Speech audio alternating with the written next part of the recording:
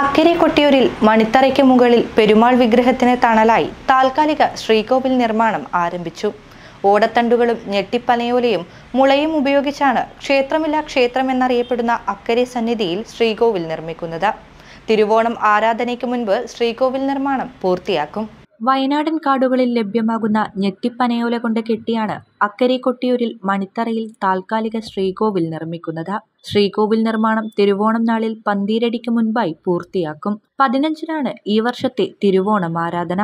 തിരുവോണം ആരാധനാ നാളിൽ പെരുമാളിനെ തിരുവാഭരണങ്ങൾ അണിയിച്ച് 36 കുടം അഭിഷേകം നടത്തും. തിരുവോണം ആരാധനയോടനുബന്ധിച്ച് ഉച്ചയ്ക്ക് പൊന്നിൻ ചീവേലി നടത്തും.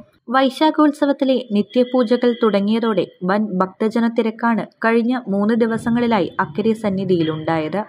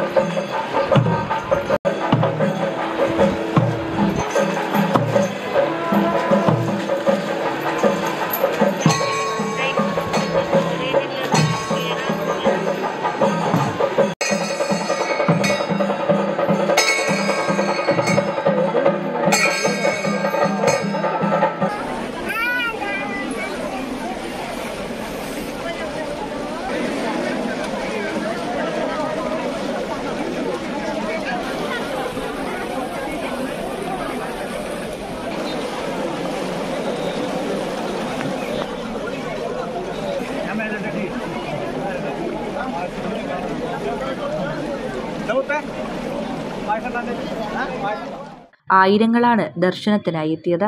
മണിക്കൂറുകൾ കാത്തുനിന്നാണ് ഭക്തർക്ക് ദർശനം നടത്താനായത്. ദർശനത്തിനായി നടയിലും പടിഞ്ഞാറേ നടയിലും രാവിലെ മുതൽ നീണ്ട ക്യൂ ആയിരുന്നു. വൈകുന്നേരത്തോടെയാണ് തിരക്കിന് ശമനമായത്.